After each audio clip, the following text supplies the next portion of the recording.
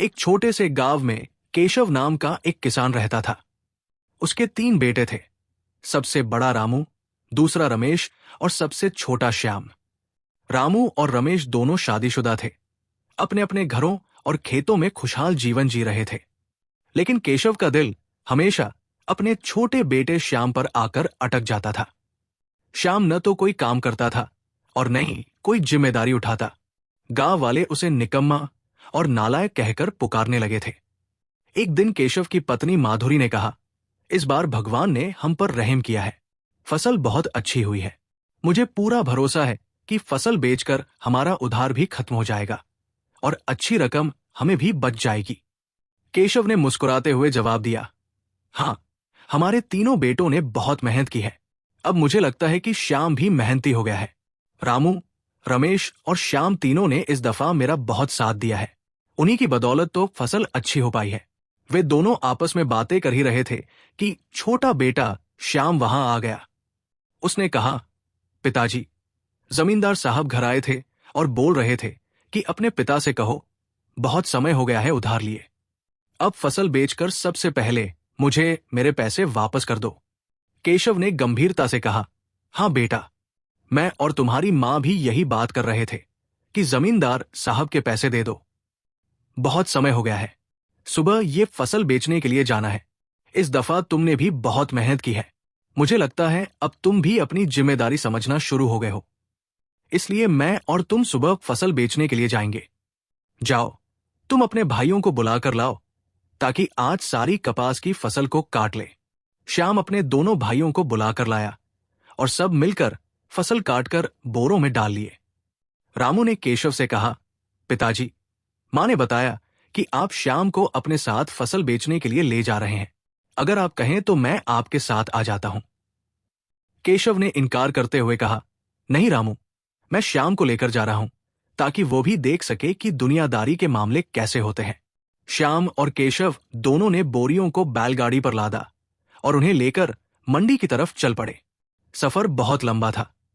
बाप बेटा बातें करते हुए मंडी पहुंचे, मगर जब वे पहुंचे तो मंडी बंद थी और वहां और भी व्यापारी मौजूद थे। केशव ने वहां पर मौजूद एक आदमी से पूछा, क्या हुआ भाई? ये सब व्यापारी बाहर क्यों खड़े हैं और मंडी क्यों बंद है? उस आदमी ने जवाब दिया, यहां आज हड़ताल है और सारे व्यापारी इसलिए यहां रुक गए हैं क्योंकि सब दूर दूर से आए हैं। कल मंडी खुल जाएगी, इसलिए ये सब आज की रात यही रुकेंगे। इतना ज्यादा सफर बार बार नहीं कर सकते। श्याम और केशव भी वहां रात बिताने का सोचते हैं। कुछ देर बाद श्याम केशव से कहता है, पिताजी, आप घर चले जाइए और आराम करें। मैं यहां हूं। आप सुबह वापस आ जाइएगा। मैं फसल की अच्छी तरह देखभाल कर लूंगा। आप बिल्कुल भी फिक्र ना करें। श्याम की बात मानकर केशव घर वापस चला जाता है और माधुरी, रमेश और रामू को भी मंडी बंद होने की बात बताता है। ऐसे ही रात हो जाती है। श्याम सोचता है, कितना समय हो गया मुझे यहां बैठे, क्यों ना थोड़ी देर लेट जाऊं। थोड़ी देर आराम करने के बाद फिर से उठ जाऊंगा। श्याम ये सोचकर वहां एक झोपड़ी में जाकर लेट गया। शायद ये किस्मत का कोई खेल था। जैसे ही श्याम सोया, अचानक आसमान पर काले बादल छा गए और तेज तूफानी बारिश शुरू हो गई। घर पर केशव कहता है, माधुरी, देखो बाहर कितनी तेज बारिश शुरू हो गई है। श्याम को अकेले छोड़कर नहीं आना चाहिए था। कहीं फसल खराब ना हो जाए। मैं अभी मंडी की तरफ जाता हूं। मुझे बहुत टेंशन हो रही है। माधुरी ने कहा, आप अकेले ना जाएं।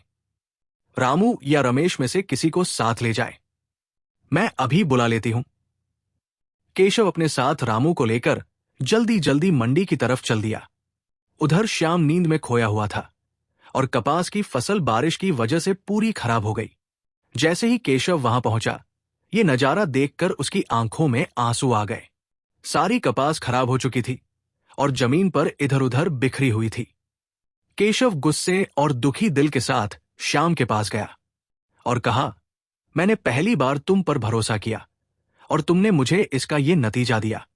तुम्हारी वजह से हम सबकी मेहनत पानी में चली गई। तुम्हें शर्म आनी चाहिए। एक जिम्मेदारी तुम्हें दी गई थी और तुम यहां सो गए।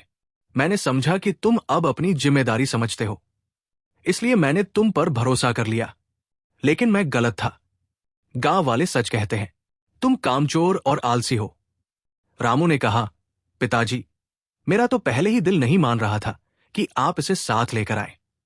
देख ले, आपके सामने है, हमारी सारी मेहनत पानी में डूब चुकी है और इसकी वजह ये श्याम है। अब हम क्या करेंगे? अगले दिन गांव वाले आपस में बात कर रहे थे कि केशव की सारी फसल रात को बारिश में बह गई। इसके बेटे श्याम की वजह से जब पता है कि वो काम चोर है तो उसे जिम्मेदारी देना ही गलत था। अपनी गलती की वजह से नुकसान केशव को हुआ।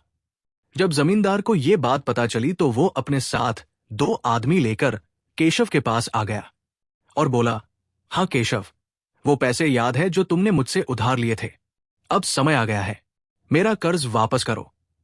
केशव ने कहा, जमींदार साहब, फसल तो बारिश ने बर्बाद कर दी, अभी मेरे पास कुछ नहीं है, थोड़ी मोहलत दे दो। जमींदार ने कहा, नहीं केशव, मैंने तुम्हें पहले ही कहा था, अब मुझे बहाने नहीं चाहिए। कल तक पैसे दो वरना अंजाम अच्छा नहीं होगा। ये बात सुनकर बड़े बेटे रामू और रमेश अपने अपने घरों में बैठ गए।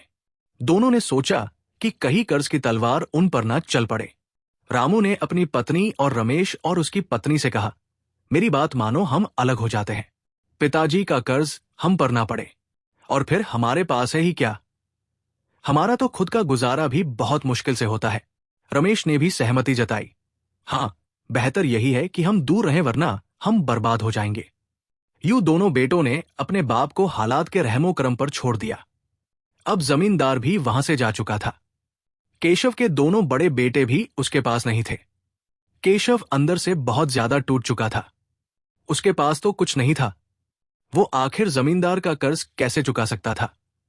वो आंखों में आंसू लिए दिल में सोचने लगा, ए भगवान, मेरे ही बेटे मुझे छोड़ गए, अब जीने का क्या फायदा? मैंने कभी सोचा भी नहीं था, मुझे ये दिन भी देखना पड़ेगा। ये सोचकर केशव खुदकुशी के इरादे से खेत की तरफ चला गया। वहां जाकर उसने एक पेड़ पर रस्सी बांधी और खुद को लटकाने ही वाला था कि अचानक उसके छोटे बेटे ने उसे देख लिया। साथ ही गांव का एक आदमी भी वहां पहुंच गया। दोनों ने फौरन दौड़कर केशव को खुदकुशी करने से रोक लिया। केशव ने रोते हुए कहा, बेटा, मैं बहुत थक गया हूं। ना बेटे साथ है, ना इज्जत बाकी रही, ना कर्ज चुका सकता हूं। अब तो बस मौत ही मेरा सहारा लगती है। श्याम ने कहा, नहीं पिताजी, आप मुझे नालायक कहते थे, लेकिन आज से मैं अपनी गलती सुधारूंगा। अगर आप नहीं रहे तो मैं किसके सहारे जीऊंगा? आपकी जिंदगी ही मेरा हौसला है। केशव ने कहा, श्याम, तू मुझे क्यों रोक रहा है? मेरे सिर पर बहुत कर्ज है, मैं दुनिया का सामना नहीं कर सकता, और कल मैं जमींदार को कर्ज कैसे दूं? मेरे पास कुछ भी नहीं है। श्याम ने कहा, पिताजी, मैं वादा करता हूं, अब से मैं दिन रात मेहनत करूंगा, कर्ज भी उतारूंगा, इज्जत भी वापस लाऊंगा, लेकिन आपको खोना नहीं चाहता। केशव ने श्याम को गले लगा लिया। उसके दिल में सालों बाद सुकून आया कि शायद यही बेटा, जिसे वो नालायक समझता था, असल में उसका सबसे वफादार सहारा है। जब गांव के जमींदार को खबर मिली कि केशव खुदकुशी करने लगा था, तो वो तुरंत आया और बोला, केशव, मैंने सुना कि तुम खुदकुशी करने लगे थे। ऐसा कदम मत उठाना, मैं तुम्हें 6 महीने की और मोहलत देता हूं। फिर से फसल वो बेचकर मेरे पैसे वापस कर देना। केशव ने कहा, जमींदार साहब, आपका बहुत शुक्रिया, मैं आपका ये एहसान कभी नहीं भूलूंगा और आपको 6 महीने में आपके पैसे जरूर दे दूंगा। केशव और श्याम बहुत खुश हुए। उन्होंने फिर से खेत में बीज बो दिए। लेकिन कुछ दिनों बाद केशव ने देखा कि हर सुबह फसल कम हो जाती है। रातों रात कोई आकर फसल खा जाता था। केशव ने श्याम से कहा, बेटा श्याम, ये सब क्या हो रहा है? हमारी फसल कोई खा जाता है, तुम ही रात को निगरानी करो। श्याम ने कहा, जी पिताजी, फिक्र मत कीजिए, आज रात मैं ही खेत में रुकूंगा और देखूंगा कि ये रहस्य क्या है। श्याम रात को चौकीदारी करने बैठ गया। खाली बैठे बैठे और तो कोई काम नहीं था, इसीलिए वो आसमान पर तारों को गिनने लगा। वक्त गुजरता गया। आखिरकार आधी रात को उसे एक घोड़े के चलने की आवाज सुनाई दी। अब जब वो देखता है तो सामने खूबसूरत सफेद रंग की घोड़ी चौकड़ियां भरती हुई चलती दिखी। श्याम पेड़ की छाव में छिपकर घोड़ी को देखता रहा। अच्छा तो यही है, वो जिसकी वजह से हमारी फसल रोजाना कम होती जा रही है। आज तो मैं इसे पकड़ लूंगा। जब घोड़ी घास खाने में मशगूल हुई तो वो लपक कर उस पर सवार होने लगा। घोड़ी ने श्याम को देखा तो वो भागने लगी, मगर श्याम ने जोर से एक छलांग लगाई और घोड़ी की पीठ पर सवार हो गया। फिर मजबूती से उसको पकड़ लिया। घोड़ी ने बड़ी उछल कूद की ताकि श्याम को गिरा दे, मगर श्याम भी अपनी धुन का पक्का था। आखिरकार घोड़ी थक गई और श्याम से कहने लगी, मुझे छोड़ दो। अगर तुम मुझे छोड़ दो और 3 दिन तक किसी सुरक्षित स्थान पर रहने दो और खाने पीने का इंतजाम करो, फिर उसके बाद अगर तुम मुझे आजाद कर दो तो मैं तुम्हें एक दुर्लभ तोहफा दूंगी। श्याम ये सुनकर बहुत खुश हुआ, क्योंकि अब तक किसी ने उसे कोई तोहफा नहीं दिया था। इसीलिए श्याम ने घोड़ी को एक सुनसान जगह पर आराम से पहुंचा दिया और रोज उसे दाना पानी देने लगा। एक दिन जब श्याम वहां पहुंचा तो क्या देखता है कि घोड़ी ने 3 बच्चे दे दिए हैं। ये तीनों बच्चे बहुत खूबसूरत थे। 2 तो जरा बड़े थे, लेकिन तीसरा बच्चा इतना नन्हा मुन्ना था कि वो बिल्कुल ही खिलौने जैसा लग रहा था। श्याम उस छोटे बच्चे को देखकर बहुत खुश हुआ। घोड़ी ने श्याम से कहा, बड़े बच्चों को तुम राजा के हाथों बेच देना, मगर इस नन्हे मुन्ने घोड़े को ना किसी को देना और ना बेचना। ये सारी उम्र तुम्हारी सेवा करता रहेगा और तुम्हारा सबसे अच्छा दोस्त साबित होगा। श्याम नन्हे मुन्ने घोड़े को गोद में लेकर बैठा था और घोड़ी की बातें सुन रहा था। अब जब उसने नजर उठाकर घोड़ी का धन्यवाद करना चाहा तो देखा कि घोड़ी गायब हो चुकी है। श्याम हैरान बैठा रह गया। उसके बाद से श्याम उन तीनों घोड़ों को खिलाता पिलाता और उनकी परवरिश करता रहा। इस तरह कई हफ्ते गुजर गए। इस दौरान घोड़े बहुत तेजी से बड़े हो गए, मगर नन्हा मुन्ना घोड़ा ज्यादा बड़ा नहीं हुआ। इत्तेफाक से एक दिन जब श्याम सो गया तो रमेश उस जगह पहुंच गया जहां ये घोड़े थे। उसने घोड़े देखे तो उसके दिल में लालच आ गया। अरे वाह, कितने खूबसूरत घोड़े हैं। मैं अभी रामू को बुलाकर लाता हूं और ये घोड़े जल्दी से साथ ले जाते हैं। इन्हें बेचकर अच्छे खासे पैसे मिल सकते हैं। वो तुरंत रामू को बुला लाया। रामू ने कहा, कल शहर में मेला लगने वाला है। राजा के अस्तबल के लिए भी लोग घोड़े खरीदने आएंगे। चलो इन घोड़ों को कल वही बेच डालें। रमेश ने कहा, बिल्कुल सही कह रहे हो। चलो जल्दी जल्दी इन घोड़ों को यहां से ले चलते हैं। रामू ने कहा, नहीं, अभी सही समय नहीं है इन घोड़ों को अपने साथ ले जाने का। हम लोग कल सुबह जल्दी आकर इन घोड़ों को ले जाएंगे। दूसरे दिन सुबह ये दोनों चुपके से गए और दोनों बड़े घोड़ों को लेकर रवाना हो गए। सिर्फ वो नन्हा मुन्ना घोड़ा बाकी रह गया। कुछ देर बाद जब श्याम वहां पहुंचा तो घोड़े ना देखकर बहुत परेशान हुआ। इतने में नन्हा मुन्ना घोड़ा श्याम के पास आया और बोला, तुम्हारे भाई इन घोड़ों को ले गए हैं ताकि वे इन्हें बेच डालें। नन्हे घोड़े को बातें करता देखकर श्याम बहुत हैरान हुआ और कहने लगा, अच्छा तो तुम्हें बातें करना भी आता है, लेकिन पहले कभी कोई बात नहीं की तुमने। घोड़े ने कहा, अब तक मुझे कोई बात करने की जरूरत ही नहीं पड़ी थी। खैर, अब बस इंतजार नहीं करना चाहिए। तुम जल्दी से मेरी पीठ पर बैठ जाओ ताकि हम तुम्हारे भाइयों से वो घोड़े ले सकें। श्याम तुरंत उस घोड़े पर सवार हो गया और घोड़ा हवा से बातें करने लगा। अभी थोड़ी ही देर हुई थी कि उसे सामने से अपने दोनों भाई दिखाई देने लगे। श्याम ने झपट कर उन्हें पकड़ लिया। श्याम को देखकर दोनों भाई बातें बनाने लगे। हम लोग तो इन घोड़ों पर सवार होकर सिर्फ मेला देखने जा रहे थे, हमें गलत मत समझना। श्याम ने कहा, हाँ बहुत अच्छा, चलो मैं भी मेले में चलता हूं। शहर में बड़ी शान से मेला लगा हुआ था। राजा के अस्तबल के नौकर और खास भी मौजूद थे। जब उन्होंने श्याम के दोनों घोड़ों को देखा तो उनकी खूबसूरती पर वाह वाह करने लगे। अरे ये घोड़े तो देखो कितने प्यारे हैं, मैंने आज तक ऐसे घोड़े नहीं देखे। महाराज को बताना चाहिए, वो जरूर इन घोड़ों को खरीदेंगे। एक मंत्री ने कहा, बिल्कुल सही कह रहे हो, मैं अभी जाता हूं और महाराज को बताता हूं। तुम यहां मेरा इंतजार करना और इन घोड़ों पर नजर रखना, कोई और ना खरीद ले। फिर वो महाराज के पास गया और महाराज को उन घोड़ों के बारे में बताया। महाराज, मेले में 2 खूबसूरत घोड़े बिक्री के लिए आए हैं, अगर अनुमति हो तो वे खरीद ले। राजा ने कहा, वाकई अगर इतने ही खूबसूरत है तो ले आओ।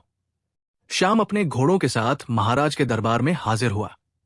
राजा ने घोड़ों को देखा तो कहने लगा, बेशक ये घोड़े तो बहुत खूबसूरत है, मैं इन्हें खास अपनी सवारी के लिए खरीदूंगा। सौदा हो गया। शाम को राजा ने 2 थैलियां अशरफियों की दे दी और घोड़े खरीद लिए। मगर जब राजा के आदमी घोड़ों को लेकर चलने लगे तो वो घोड़े अपनी जिद पर उतर गए और जाने को राजी नहीं हुए। इस पर अस्तबल के नौकर ने कहा, महाराज, ये घोड़े इस लड़के को छोड़कर कभी भी कहीं नहीं जाएंगे। सारी स्थिति देखकर राजा ने श्याम से कहा, क्योंकि ये घोड़े तुम्हें छोड़कर कहीं भी जाना नहीं चाहते, इसलिए आज से तुम भी हमारे साथ रहोगे। मैं तुम्हें घोड़ों के अस्तबल का काम देता हूं। श्याम ने अशरफियों की थैलियां अपने भाइयों के हाथ अपने पिता को भेज दिया और खुद राजा के साथ रहने लगा। उसके पिता ने जमींदार को कर्ज चुका दिया। राजा के महल में उसके दिन बहुत आराम से गुजरने लगे। उसका नन्हा मुन्ना घोड़ा हर समय उसके साथ रहता था। लेकिन अस्तबल के नौकर को खास श्याम से जलन होने लगी, इसलिए उसने श्याम के खिलाफ राजा के कान भरने शुरू कर दिए। एक दिन उसने राजा से कहा, महाराज, ये श्याम तो बड़ी बड़ी बातें करता है। एक दिन कह रहा था कि अगर मैं चाहूं तो सुनहरी हिरण भी पकड़ कर ला सकता हूं, जिसे आज तक कोई भी पकड़ नहीं सका। ये सुनकर महाराज बड़े उत्सुक होकर पूछने लगे, क्या सच में वो सुनहरी हिरण जो उस दूर दराज दक्षिणी इलाके में रहती है, श्याम उसे पकड़ सकता है? नौकर ने कहा, हाँ महाराज, मैंने खुद सुना है, वो कल मुझे बता रहा था। महाराज ने आदेश दिया, जाओ श्याम को अभी हाजिर करो। श्याम हाजिर हुआ तो महाराज ने उससे सुनहरी हिरण लाने की फरमाइश की। श्याम हैरान होकर बोला, सुनहरी हिरण, ये आप क्या कह रहे हैं महाराज? भला मैं इसे कैसे ला सकता हूं? आज तक कोई भी इसे पकड़ नहीं सका। इस जवाब से महाराज बहुत नाराज हुए और बोले, अच्छा, तो इसका मतलब यह हुआ कि तुम आज्ञा नहीं मानोगे। जाओ 3 दिनों के अंदर हिरण को पकड़कर हमारे सामने पेश करो, वरना तुम्हारी जान की खबर नहीं, तुम्हारी गर्दन उड़ाई जाएगी। बेचारा श्याम ये सुनकर बहुत परेशान हुआ और अस्तबल वापस लौट आया। नन्हे मुन्ने घोड़े ने श्याम को जो परेशान देखा तो पूछने लगा, मेरे दोस्त, क्या बात है, तुम क्यों परेशान हो? श्याम ने पूरा मामला सुनाया। इस पर घोड़ा बोला, घबराओ मत, महाराज से कहो कि वो तुम्हें एक सोने की बाल्टी और सोने के दाने दे दे और एक रेशमी रस्सी भी दे। हम लोग कल सुबह ही रवाना हो जाएंगे। राजा ने ये सब चीजें मुहैया कर दी और सूरज निकलने से पहले ही श्याम अपने नन्हे मुन्ने घोड़े पर सवार होकर रवाना हो गया। सूरज अभी अच्छे से आकाश पर उभरा भी नहीं था कि श्याम आधी दुनिया का सफर तय कर चुका था। घोड़े ने कहा, देखो, यही वो दक्षिणी क्षेत्र है जहां वो सुनहरी हिरण रहती है। सुनहरे दानों को पेड़ के नीचे डाल दो और खुद एक पेड़ के पीछे छिपकर खड़े हो जाओ। थोड़ी ही देर बीती थी कि वो सुनहरी हिरण आ गई और दाना खाने लगी। श्याम ने रेशमी रस्सी का फंदा बनाकर बड़ी जोर से हिरण के सिर पर फेंका। फंदा ठीक हिरण की गर्दन में बैठ गया। श्याम ने तेजी से रस्सी खींचना शुरू किया। फंदा हिरण की गर्दन में कस गया। हिरण को पकड़कर श्याम अपने घोड़े पर सवार हो गया और वापस लौट आया। राजा ने जब सुनहरी हिरण को देखा तो वो बहुत खुश हुआ, मगर अस्तबल का नौकर और अधिक जल गया। आखिर ये श्याम इतनी जल्दी उस हिरण को कैसे पकड़ कर ला सकता है? मेरी तो समझ में कुछ भी नहीं आ रहा। इसी तरह दिन बीतते गए और महाराज का विश्वास श्याम पर बढ़ता गया। लेकिन ये बात अस्तबल के नौकर को बहुत परेशान कर रही थी। फिर उसने एक दिन महाराज से कहा, हुजूर, ये श्याम तो बड़ी बड़ी बातें करता रहता है। कल कह रहा था कि अगर मैं चाहूं तो उस खूबसूरत राजकुमारी को भी उठा लाऊं जो उस दूर दराज उत्तरी इलाके में रहती है। राजा बड़े उत्साह से बोला, अरे क्या वही खूबसूरत राजकुमारी जो समुंदर के किनारे नौकाओं में घूमती रहती है? नौकर ने कहा, महाराज, वही उसी की बात कर रहा था श्याम। राजा ने कहा, जाओ श्याम को अभी बुलाओ। जब श्याम आ गया तो महाराज ने उसे आज्ञा दी कि वो उस राजकुमारी को लेकर आए। श्याम ने कहा, महाराज, मैं तो जानता भी नहीं कि राजकुमारी कहां रहती है, तो आखिर मैं उसे कैसे ला सकता हूं? यह सुनकर महाराज को फिर गुस्सा आ गया और वे बोले, इसका यह मतलब हुआ कि तुम ये परेशानी सहन नहीं करोगे। जाओ 6 दिनों में राजकुमारी को हमारे सामने लाओ, वरना तुम्हारी जान की सुरक्षा नहीं होगी। श्याम फिर परेशान हाल अस्तबल वापस लौट आया। श्याम ने सारी बातें घोड़े को बता दी। ये सब सुनकर घोड़ा बोला, फौरन एक रेशमी तंबू हासिल करो और सोने चांदी के बर्तन और सबसे बेहतरीन खाना सब साथ ले लो। हम लोग सुबह जल्दी रवाना हो जाएंगे। श्याम ने फौरन इन सारी चीजों का बंदोबस्त किया और दूसरे दिन सुबह अपने घोड़े पर रवाना हो गया।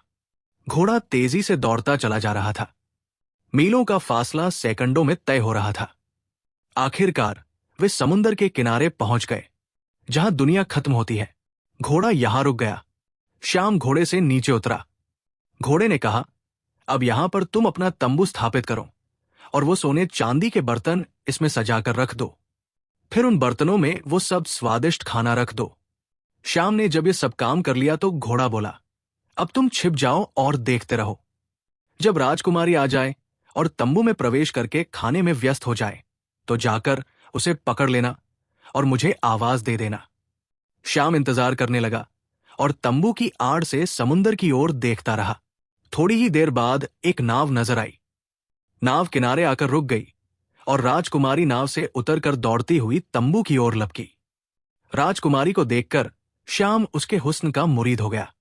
राजकुमारी तंबू में जाकर खाने में मशगूल थी कि ठीक उसी समय श्याम ने जाकर उसे पकड़ लिया और घोड़े को पुकारने लगा, आ जाओ मेरे नन्हे घोड़े, आ जाओ।